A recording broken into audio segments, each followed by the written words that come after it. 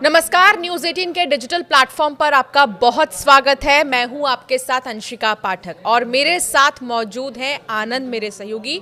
आज हम दोनों बात करने वाले हैं और चर्चा करने वाले हैं एक ऐसी मीटिंग को लेकर जिस पर दुनिया भर की निगाहें टिकी हैं। अमेरिका और ईरान की मीटिंग, एक ऐसी वार्ता जिसका मीडिएटर ओमान बना है। ओमान के विदेश मंत्री भी मौजूद हैं। लेकिन ये मीटिंग क्या है और क्यों इतना चर्चा में है, और आखिर अमेरिका और ईरान की मीटिंग से दुनिया क्यों इन दोनों के वार्ता पर नजर गड़ाए हुए है, ये भी हम बताएंगे। क्योंकि एक वक्त ऐसा भी था जब दोनों ने एक दूसरे की तरफ पीठ कर ली थी, लेकिन आज नजर से नजर मिलाते हुए नजर आ रहे हैं। आनंद, इनकी मीटिंग इतनी खास क्यों है और इनकी मीटिंग के मायने क्या है? बिल्कुल, देखिए ये जो बैठक होने वाली है न्यूक्लियर डील को लेकर के बैठक होने वाली है, और ये बैठक ओमान में शुरू हो गई है। और इस बैठक को लेकर के दुनिया भर की नज़र जो है वो इसी बैठक पर टिकी हुई है, क्योंकि ये बैठक एक दशक बाद फिर से शुरू हो रहा है। दरअसल 2015 में ये बैठक हुई थी, आखिरी बैठक हुई थी। उस समय राष्ट्रपति ट्रम्प ओबामा थे, अमेरिका के राष्ट्रपति। लेकिन ये जो बैठक हुई थी उसमें जो डील होने वाली थी वो अधूरी पर ही रह गई थी, और डील मतलब एक तरीके से नहीं हो पाई थी। तब तक सरकार आ जाती है ट्रम्प की, और ट्रम्प इसको 2018 में इसको रद्द कर देते हैं और अपने इस डील से हट जाते हैं, पीछे हट जाते हैं, और डील नहीं हो पाती है। लेकिन ट्रम्प एक नया डील प्लान तैयार करते हैं, और ये जो अब की जो दूसरी पारी है ट्रम्प की, नए डील के साथ ईरान से वार्ता करने चाह रहे थे। लेकिन ईरान इससे मुँह कर रहा था, बोल रहा था कि हम दबाव की नीति पर अमेरिका से बातचीत नहीं करेंगे। मतलब जितना अमेरिका दबाव ईरान पर बनाएगा, मैं उस दबाव में आकर के कोई भी ऐसा फैसला नहीं लूँगा जिससे ईरान की एक क्षति पहुँचे या ईरान को नुकसान हो। लेकिन अब ये बैठक तो शुरू हो गई है ओमान में, लेकिन ये बैठक में ईरान अप्रत्यक्ष रूप से शामिल हुआ है। अब आप बोलेंगे कि अप्रत्यक्ष रूप से, पहले आप समझ लीजिए कि इस बैठक में शामिल कौन कौन हुआ है।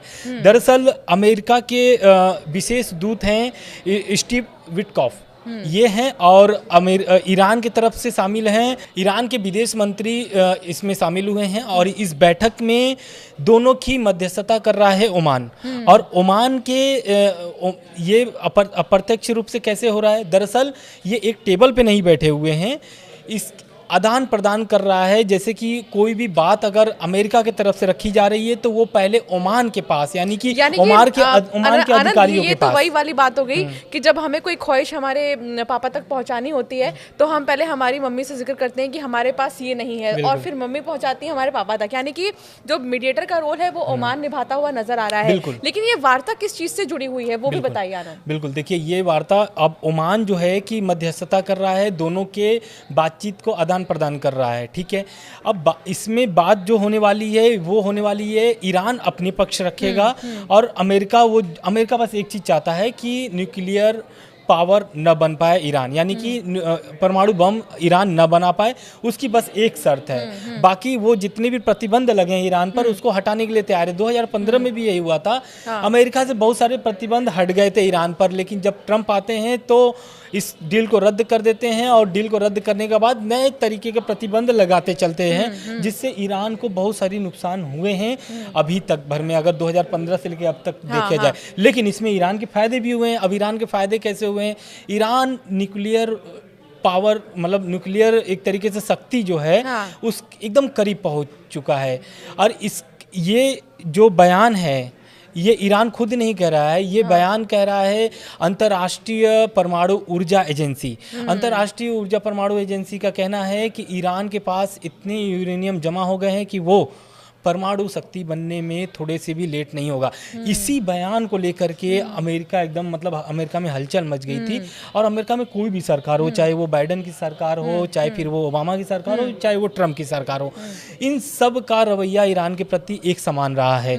अब इस बैठक में अगर ये बैठक सफल नहीं होती है, इस बैठक के पहले ही सुबह ऐसी खबरें आ गई थी कि अगर ये बैठक सफल नहीं होगी तो ईरान के लिए भारी भुगतान करना पड़ेगा, भारी नुकसान सहना पड़ेगा। पड़ेगा ईरान को। और ये बयान दिया था प्रेस सचिव विदेश ट्रम्प की जो प्रेस सचिव है उनका बयान था, और वो बोल रही थी कि अगर ये वार्ता सफल ईरान नहीं करता है तो लेकिन आनंद, क्या वाकई हम इसे एक लॉस के तौर पे देखें ईरान के लिए? क्योंकि ट्रम्प काफी आक्रामक रहे हैं, उनके जो बयान है वो काफी ज्यादा मतलब डरा देने वाले ईरान के लिए रहे हैं कि अगर आप नहीं माने या अगर आपने हमारी नहीं सुनी या हमारे वार्ता को आपने जो है नजरअंदाज किया तो हम हमला भी कर सकते हैं। बिल्कुल इस तरह की जो एक रवैया रहा है डोनाल्ड ट्रम्प का, क्या वो वाकई ईरान के लिए नुकसानदायक होगा? बिल्कुल नुकसानदायक होगा। और अगर खबरें तो ऐसी है, अगर अंतर्राष्ट्रीय मीडिया की खबरों पर नज़र डालेंगे तो खबरें तो ऐसे भी छपे हैं कि अगर ये वार्ता सफल नहीं होती तो इस साल के अंत में इजराइल और अमेरिका दोनों ही ईरान के परमाणु ठिकानों पर, जो जहाँ पे परमाणु कार्यक्रम चल रहा है ईरान का, वहाँ पर हमला कर सकता है, उसको तबाह कर सकता है ईरान।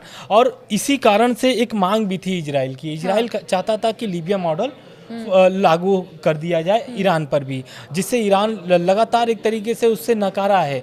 और ईरान का भी इस पर प्रतिक्रिया है, ऐसा नहीं है कि खाली ट्रम्प ही धमकी दे रहे हैं, ईरान भी लगातार उसका पलटवार कर रहा है, उसके बयानों का जवाब दे रहा है।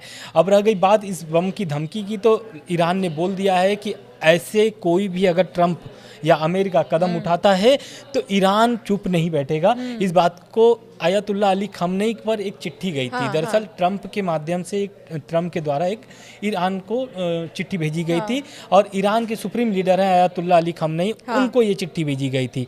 इस चिट्ठी का जवाब मांगने के लिए ट्रम्प काफ़ी दिनों तक इंतजार में रहे, जवाब कोई नहीं आ रहा था।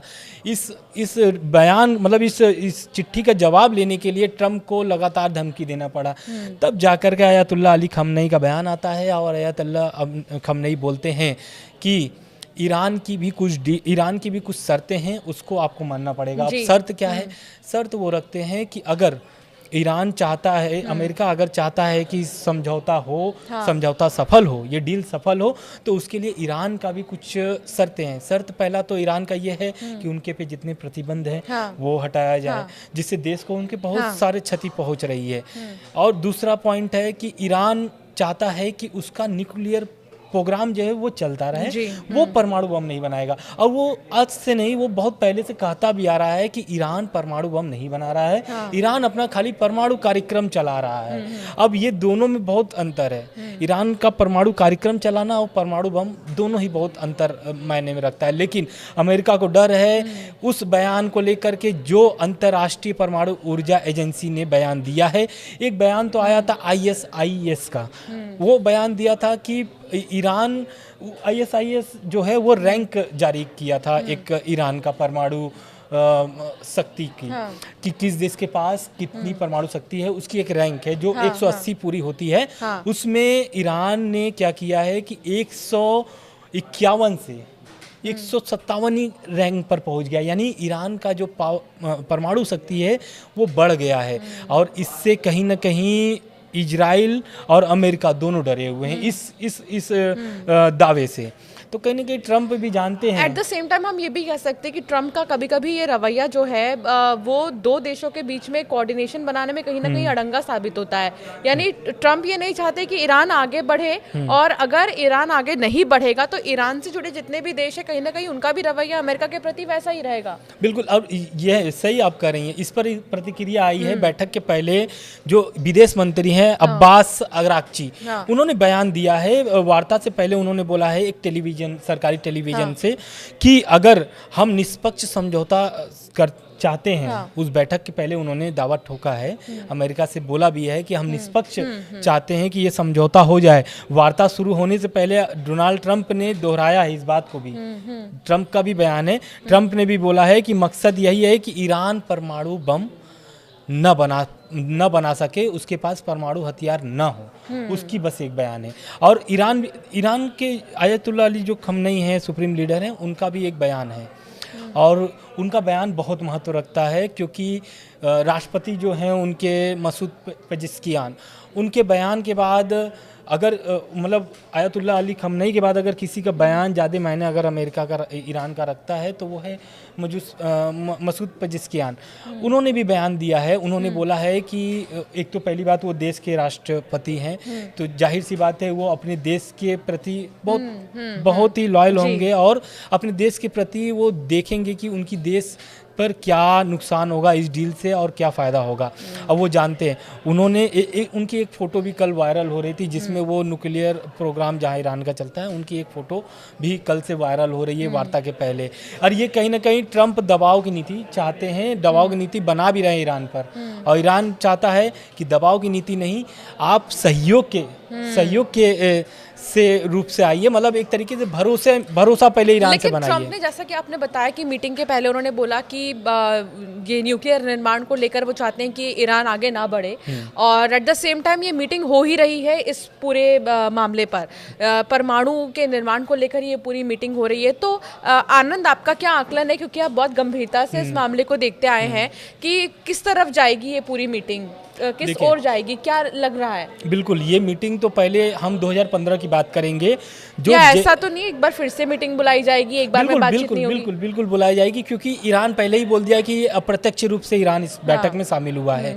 तो जाहिर सी बात है जब मीटिंग की जो डील होगी वो प्रत्यक्ष रूप से होती है, अप्रत्यक्ष रूप से नहीं होती, क्योंकि मध्यस्थता भले ओमान कर रहा है इस बैठक का, लेकिन ईरान कभी भी मध्यस्थता को रख करके या किसी को बीच में रख करके बात नहीं करेगा अमेरिका से, क्योंकि अमेरिका और ईरान दोनों ही जानते हैं इनकी दुश्मनी आज की नहीं है, दुश्मनी इनकी 79 से चला आ रहा है, जब से तेल का खेल चला है ईरान में। और ये भी एक समझना पड़ेगा, अमेरिका भी जानता है कि 2 वीटो पावर ईरान के समर्थन में खड़े हैं, और आज नहीं तो कल वो, अभी तो रूस ने तो पहले खुले मंच पर उसका सहयोग कर दिया ईरान का, लेकिन आने वाले समय में चीन भी कर सकता है, और चीन कर भी रहा है, पीछे से तो करता ही है। मैं बात अभी चीन पर अमेरिका का भी प्रेशर है, तो इसीलिए आप कह सकते हैं कि, और जैसा कि आप बता भी रहे थे कि चाइना की तरफ से भी बड़े कदम उठाए जा रहे हैं। बिल्कुल, कदम उठाए गए हैं। अभी इस बैठक के पहले, अभी जो आज ओमान में अभी बैठक जारी है, इस बैठक के पहले अमेरिका ने कई नए प्रतिबंध ईरान पर लगाए हैं, जिसमें वो परमाणु न्यूक्लियर डील को लेकर के है, दूसरा है तेल नियंत्रण को लेकर के, तेल जो बेचता है ईरान उसको लेकर के। तो ये दोनों प्रतिबंध तो लगे हैं।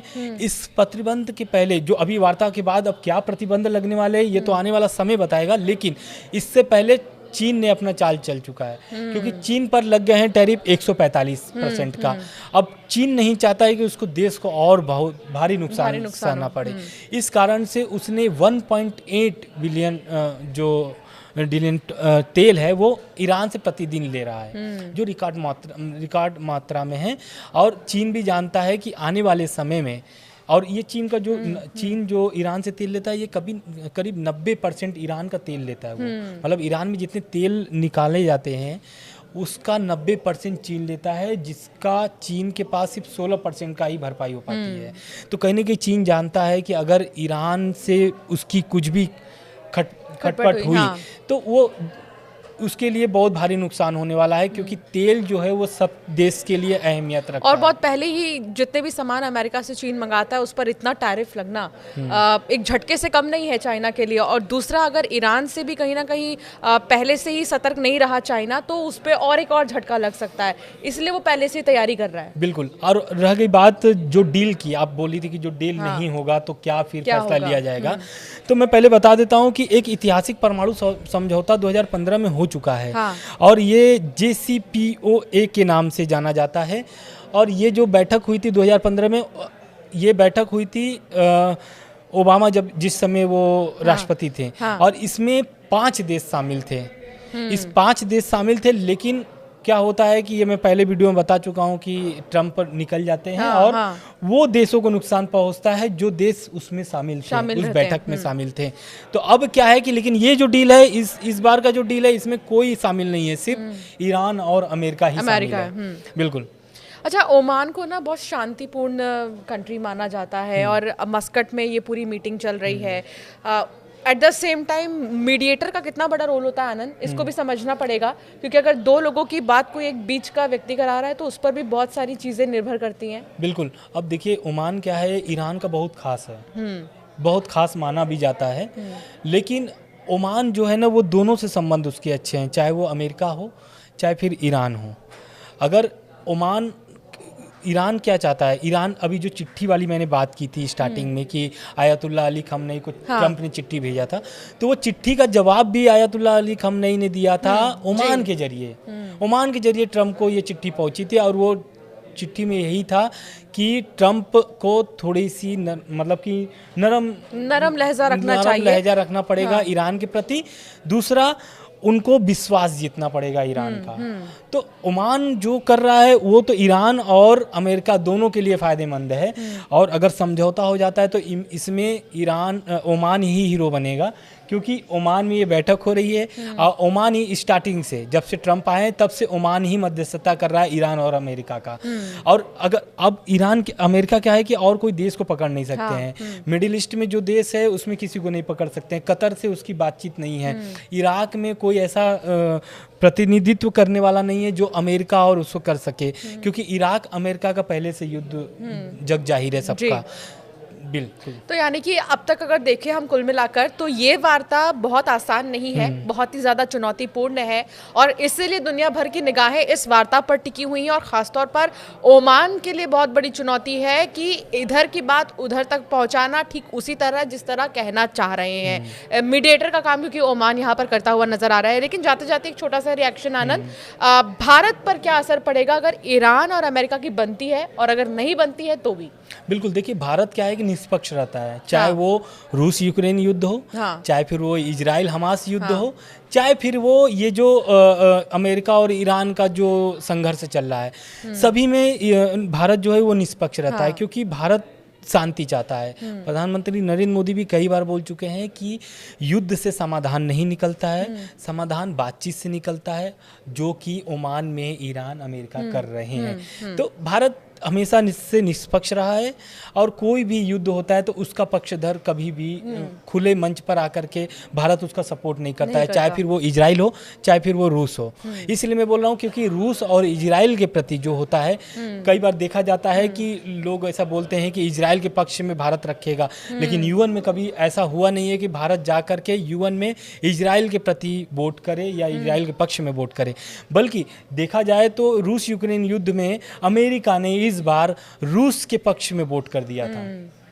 तो कहीं ना कहीं अमेरिका जानता है कि वो दबाव की नीति के साथ साथ वो ट्रंप इस मायने में भी जाने जाते हैं कि ट्रंप को अगर किसी चीज का बात मनवाना है ना, चाहे फिर वो जेलेंस्की हुए, चाहे फिर वो अमेरिका के एड़ी चोटी का जोर लगा देते हैं। एड़ी चोटी का जोर लगा देते हैं। एक खबर और भी है, वो खबर है इजराइल से जुड़ा हुआ। नेतन्याहू अभी गए थे अमेरिका दौरे पर, तो अमेरिका दौरे पर वो गए थे टैरिफ को लेकर के, लेकिन मामला वहाँ पर उनका टैरिफ का बनता है नहीं।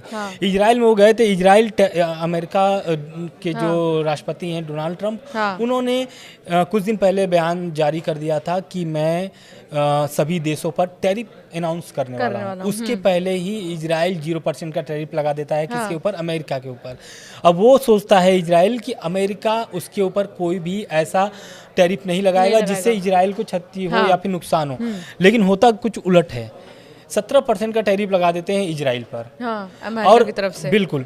अब इस टैरिफ की बात को लेकर के पहुंच जाते हैं अमेरिका दौरे पर नेतन्याहू। अब नेतन्याहू तो जाते हैं अमेरिका, लेकिन जाते वक्त भी उनके ऊपर लगा हुआ है इंटरनेशनल क्रिमिनल कोर्ट की तरफ से अरेस्ट वारंट जारी है, तो उनका रास्ता घूम जाता है। घूम करके जाते हैं, करीब 400 किलोमीटर एक्स्ट्रा वो यात्रा करते हैं अमेरिका जाने के लिए। अब वो अमेरिका तो जाते हैं, लेकिन बात उनकी टैरिफ पर बनती नहीं है। बात तो बनती नहीं है, लेकिन ट्रंप भले चेतावनी अलग दे देते हैं नेतन्याहू को। चेतावनी ये देते हैं कि ये जो बैठक हो रही है ओमान में अमेरिका और ईरान की, इस वार्ता के बीच इजराइल कोई ऐसी गड़बड़ी न करे जिससे वार्ता पर असर पड़े। तो ये एक तरीके से अलग चेतावनी भी उनको मिल गई।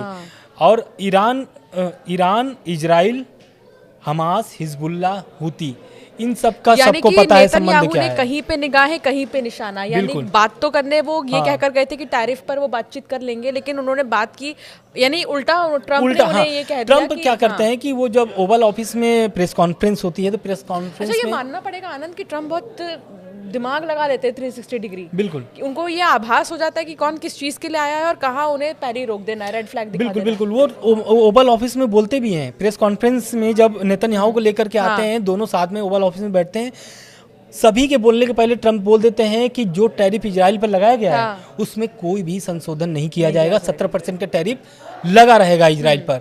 अब इस पर नेतन्याहू कुछ बोल ही नहीं पाते हैं, क्योंकि सबकी बोलती बंद हो जाती है कि भाई अब तो इस पर कोई सवाल ही नहीं उठता, सवाल ही नहीं क्योंकि है। सवाल के पहले ही जवाब दे उत्तर दिया। दे देते हैं वो डोनाल्ड ट्रम्प। ट्रम्प। लेकिन अब इस पर सब छोड़ करके, टैरिफ छोड़ करके अब आ जाते हैं नेतन्याहू वॉर पर, कि भाई परमाणु बम के करीब पहुंच चुका है ईरान और इसको रोकना बहुत ज़रूरी है।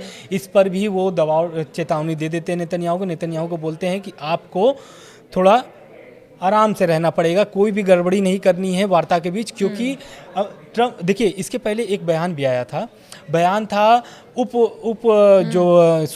विदेश मंत्री हैं जो अमेरिका के, उनका बयान था, उन्होंने बोला था कि अगर मार्को रूबियो का बयान था कि वो देखिए क्या, वो थोड़ा सा ना संतुलन करना चाहते हैं। जी। संतुलन कैसे?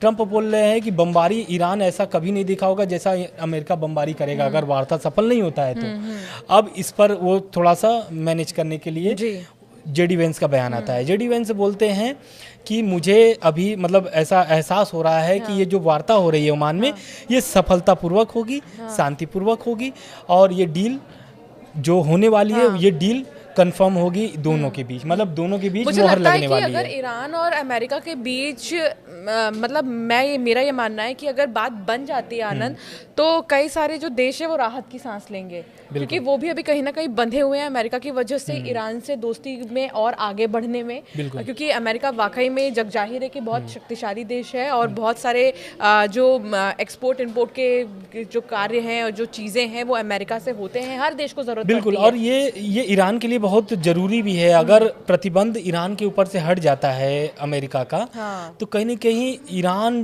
की जो तरक्की है उसमें और ज़्यादा रफ्तार आएगी। तो ईरान भी चाहता है कि शांतिपूर्वक हो जाए, विश्वास बना रहे अमेरिका का, तो ईरान भी थोड़ा सांस लेगा राहत की। तो अब जो है निगाहें टिकी हुई हैं इस वार्ता के खत्म होने तक की, कि आखिर खत्म होने के बाद क्या होता है, लेकिन इस पर भी हम आपको अपडेट जरूर देंगे कि खत्म होने के बाद क्या फायदा होगा, क्या नुकसान होगा और किन चीजों को लेकर दोनों देशों के बीच में बातचीत हुई है। फिलहाल हमारे वीडियो में इतना ही। ऐसे कई वीडियोस के लिए हमारे साथ बने रहिए और हमें सब्सक्राइब करना ना भूलें।